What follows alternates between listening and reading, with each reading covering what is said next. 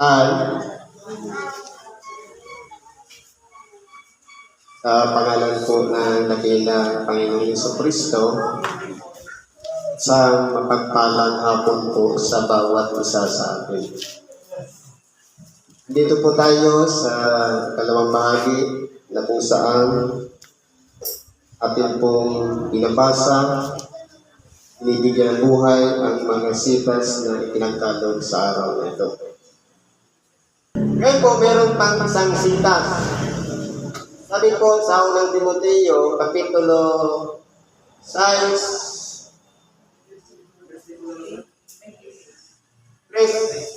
hanggang 12. Ano po sabi?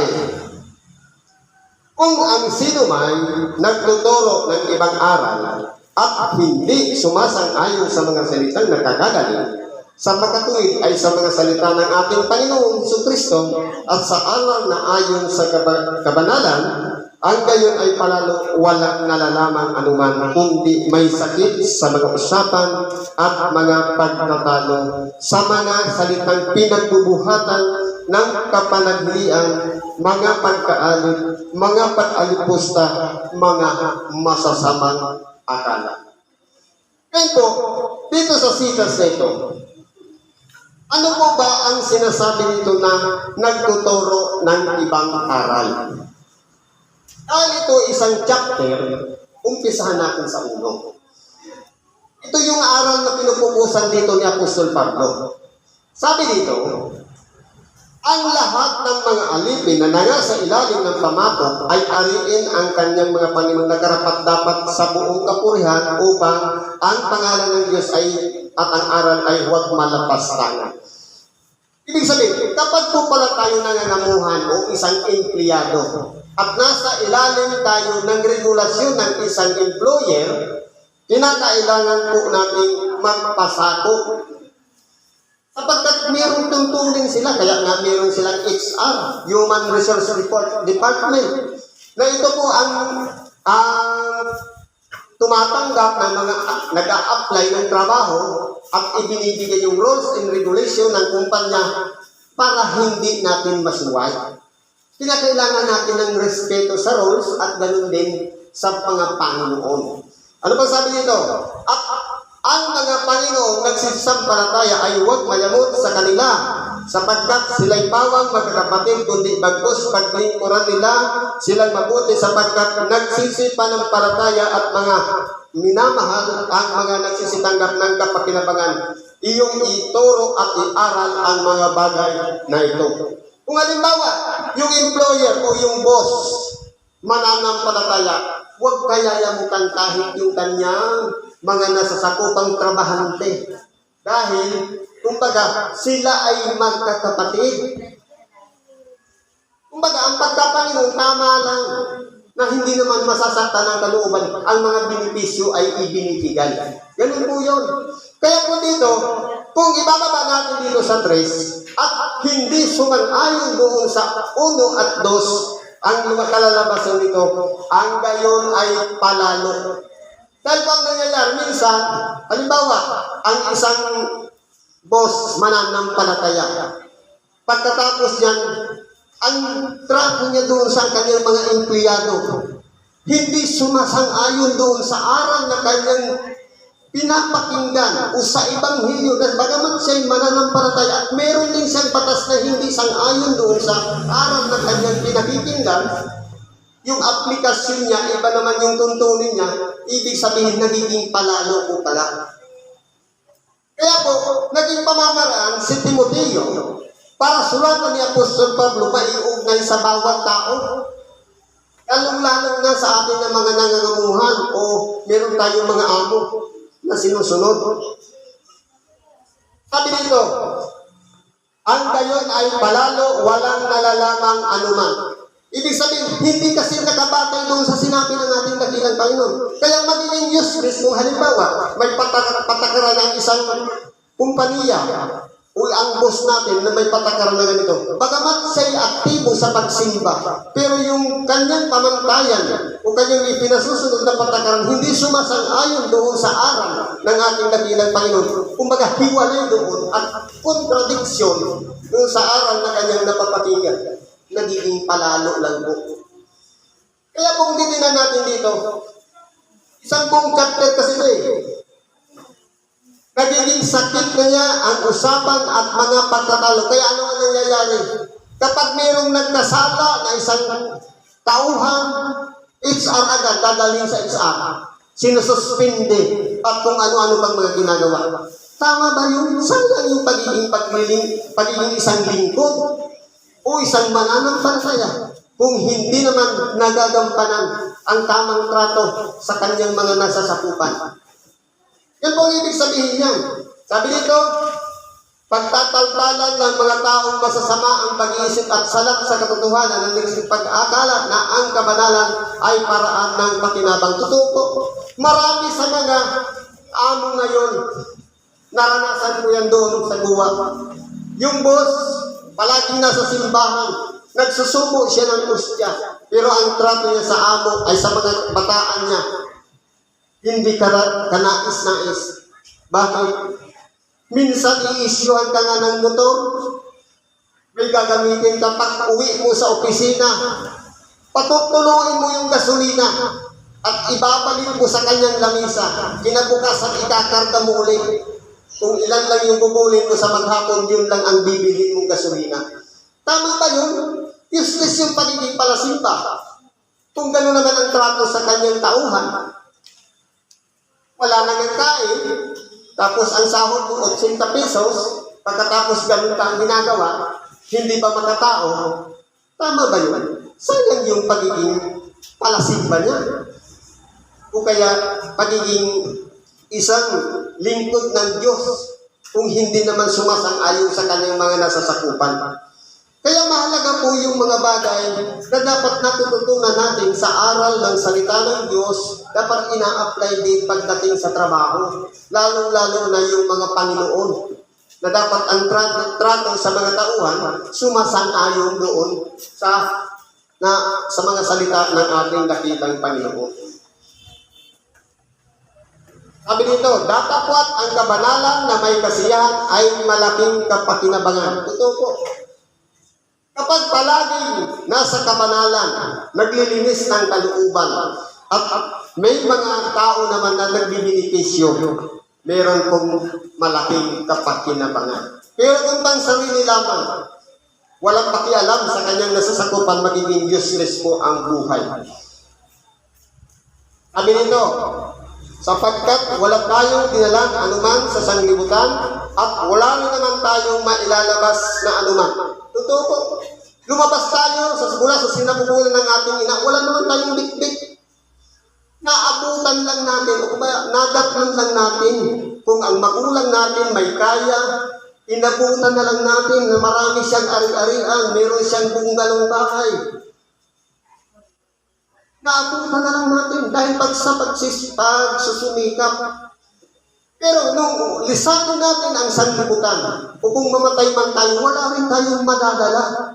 Kahit ang kabaong na yun, maiiwan pa rin dito sa ibabaw ng lupa. Kahit yung pinili pa natin kasuotan na isusuot sa atin, sa burol, hanggang sa isinidoon sa litso, hindi rin natin yan madadala. Ibig sabihin, naging pamamaraan lang mula sa balakang ng ama, na naipunla sa kanyang ina, naging katawan. Yung espiritong ipinasok dyan, pag-alis niyan, pag namatay, hindi rin naman niya yung madadala. Babalik sa Diyos, sapagkat doon siya galing. Ano pa sabi dito? Ngunit kung tayo'y may pagkain at pananamit, ay masiyahan na tayo doon. Dito po, itinuturo yung tinatawag na satisfaction. Maging satisfied. Sapat na kung halimbawa, yan lang ang ulam, yan lang ang makakain natin, ipagpasalamat na natin yan sa Diyos. Dahil yun lang ang kinaya ng ating pagkabuhay, pang-araw-araw. Ang mahalaga po doon, nakapagpasalamat tayo sa Diyos.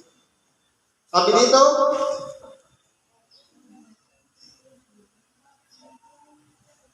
masisiyahan na tayo doon. Dapat po, ipagkatuwa na natin yan na meron tayong pinagsasalusaluhan sa gitna ng lamesa. Okay na yan. Pag satisfy tayo dyan, pag halimbawa, sabi-sabi ko, bastante na, okay na ako tayo ni. Ibig sabihin, yung sunod na verse, sabi dito, datapwat ang mga nagsisipag na sa yumaman ay nangahuhulog sa tukso at sa silo ng maraming mga pitang hangal at nakasasama na siyang naglulubog sa mga tao sa kapahamakan at kamatayan. Ito po, napakaraming pamamaraan ng pagnanasang yumaman. Ang iba instant, tataya ng number sa luto. Meron namang waiting. Gusto magkaroon agad ng kayamanan. Meron naman yan, pumapatay ng amo. Unang mayaman para magkaroon ng kayamanan. Ang iba, pinapasok ang masamang bisyo sapagkat mabilis ang pera. Ang iba naman, kidnap for ransom. Bawat ulo na makidnap may katumbas na halaga. Yun po yung mga nagsisipag na sangyumam, yung instant money. Pero kung titingnan po natin, yan po ay hindi magdudulot ng kabutihan. Sabi niya, mga nangahuhulog sa tukso at sa silo. Kasi po, may pain yan eh. Kaya po kung kasi pag sinabing yumaman, ibig sabihin malaking halaga. Kung gusto natin malaking halaga, hindi ba gayon? Lahat iniimbestigahan na pati yung mga pulis na nagpapatay ng mga politikong mga may kaya.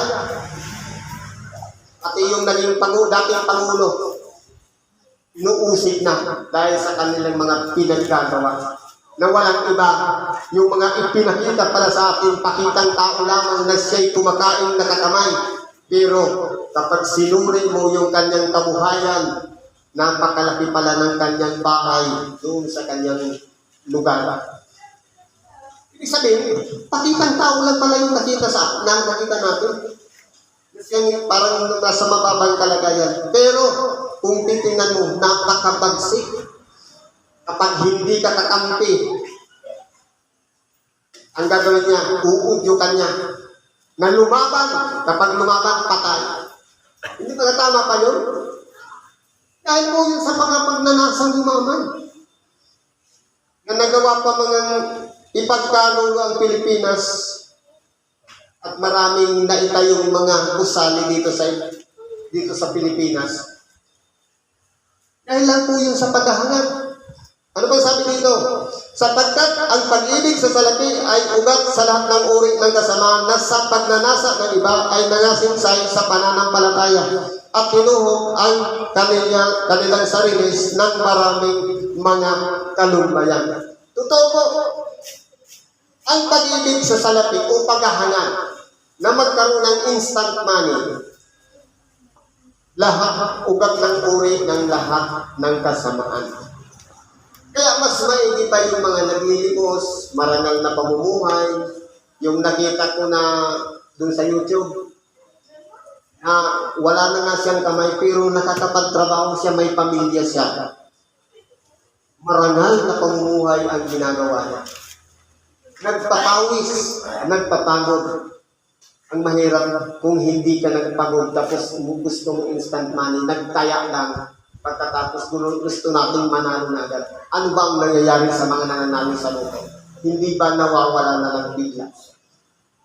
Siyempre pag-iinteresan yung kayamanan. Kaya ang tao po nasisilo sa mga kayamanan. Kaya po, kung ang salapi ang magiging pinaka-Diyos natin, mapapahamak po tayo. Pero kung gagawin lang natin isang tungtungan dahil ng ating mga paa, dahil kailangan na natin siya para makapagpatayo ng bahay, para makabili ng mga pangangailangan natin, ibig sabihin, tayo yung nangunguna o namumuno sa ating mga kabuhayan. Tayo yung nasusunod, hindi yung salapi ang sinusunod natin. Ibig sabihin yan, hindi tayo makapagnanasang yumaman. Okay na, satisfy na tayo kung anong meron tayo. Sapagkat pwede natin, kailangan natin yan eh. Pwede natin yung pambili ng pagkain natin.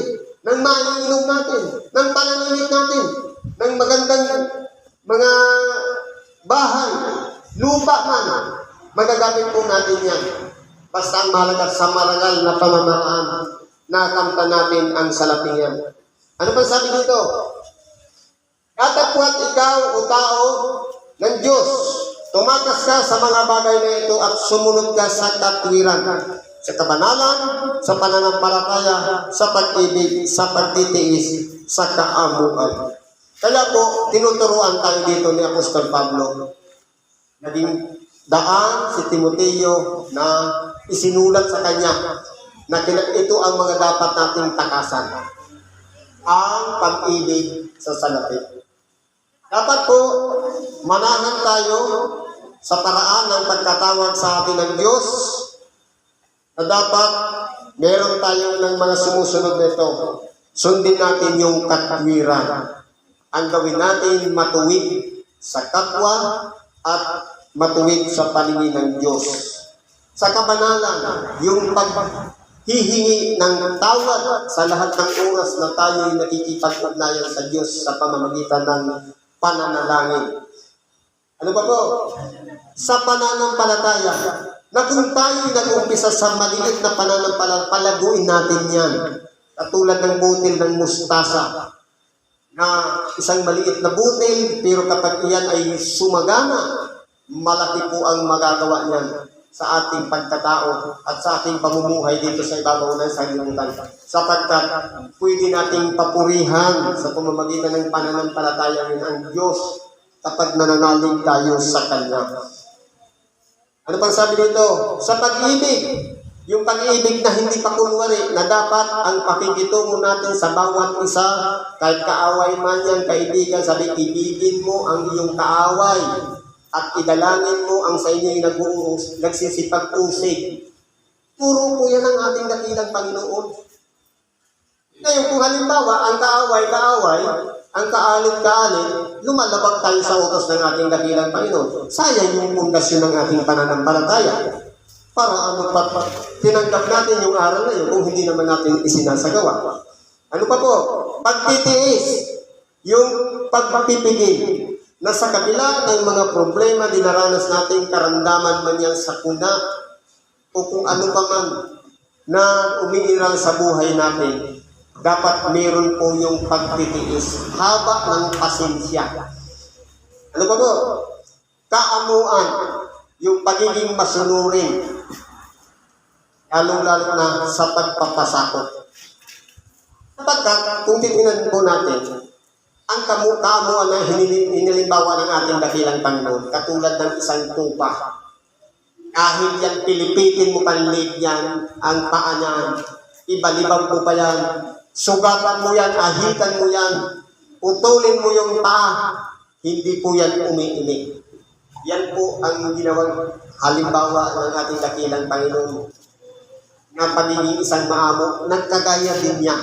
Na kahit ano ang ginawa sa kanya, hindi siya sumagot, hindi siya nagreklamo, kundi nagpatuloy lang siya hanggang sa hangganang maganap niya na siya'y may patok sa krus. Meron siyang target na maganap niya yung nais ng Diyos na kanyang Ama na mangyari sa kanyang buhay. Ano ba po?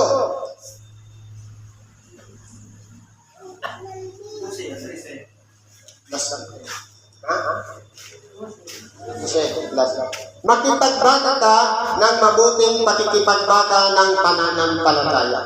Lahat mo naman siguro tayo, may mga tinatawag na pananampalataya.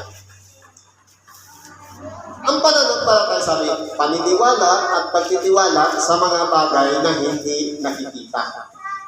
Ngayon po, sabi, makipagbaka ka ng mabuting pakikipagbaka. Maging patas tayo. Ibig sabihin, huwag nating dayain na yung bang daya na nagpupunwari tayo na malakas ang ating pananampalataya, pero wala naman pala. Mahina naman pala yung pananampalataya. Kundi dapat, kung anong meron tayong pananampalataya na napalago natin, napalaki natin, ibahagi din natin sa ating kapwa kung paano nating proseso na pagtagumpayan ang mga pangyayari sa ating buhay. Sapagkat yung pananampalataya, yan po yung nagpapatibay sa atin dumaan man ang napakaraming mga pagsubok o sinasabi ditong apoy na dumarating sa ating buhay kapag matibay ang ating pananampalataya. Dadalisayon man tayo, lalabas pa rin ang tunay kung sa anong pananampalataya natin iniugnay ang ating sarili. Kung katulad ng dayami, sunog agad, kinabukasan wala na. Kung katulad ng ginto at pilak na nananatili ang kanyang kalagayan, tunay nga makikita na ang ating pagtatagumpay. Kaya ituro natin sa may mga maliliit pang pananampalataya, lalo na sa mga baguhan, i-share natin kung anong meron tayo. Para, sabi dito, mananang ka sa buhay na walang hanggan. Yun yung pinakatarget natin, buhay na walang hanggan. Na dito'y tinawag ka at ipahayag mo ang mabuting pagpapahayag sa harapan ng maraming mga saksi. Kaya po, kinakailangan nating i-share kung paano tayo'y sumumpa nangako sa Diyos sa gitna ng maraming mga saksi. Patunayan natin sa ating sarili na tayo'y naging karapat-dapat sa Diyos, tayo'y templo ng Diyos, nananahan tayo sa Kanya at siya'y sa atin. Kasi po, dalawa yan. Piling sabihin, kilala natin si Kristo, sumusunod tayo sa Kanyang kalooban, o kaya hindi tayo sumusunod sa Kanyang kalooban at hindi rin niya tayo kilala. Kaya po, kapag nananahan sa buhay natin, tayo yung templo ng Diyos. Nandidiyan siya sa ating kalooban. Kikilalanin niya ang ating pagkatao kung sino tayo. At palalakasin niya pa yung pananampalatayang meron tayo. Dahil kasama natin siya. Nagtatagumpay tayo dahil siya ay nagtagumpay din. Kung tayo nakasunod sa kanyang mga yapak na naging halimbawa, magagampanan din natin na magtagumpay din tayo. Katulad niya na hanggang kamatayan, hanggang sa siya'y muling makabalik sa kaluwalhatian ng kanyang ama, nagtagumpay po siya. Siguro nandito na lang pakikibahagi natin sa oras nito. Salamat po sa Diyos. At ano man ang ating mga kahilingan, karaingan, itulog po natin yan lahat sa Diyos. At ipagkatiwala natin sa Kanya upang ipagkabit niyo ang lahat ng mga kahilingan. Salamat at isang magandang hapon sa ating lahat.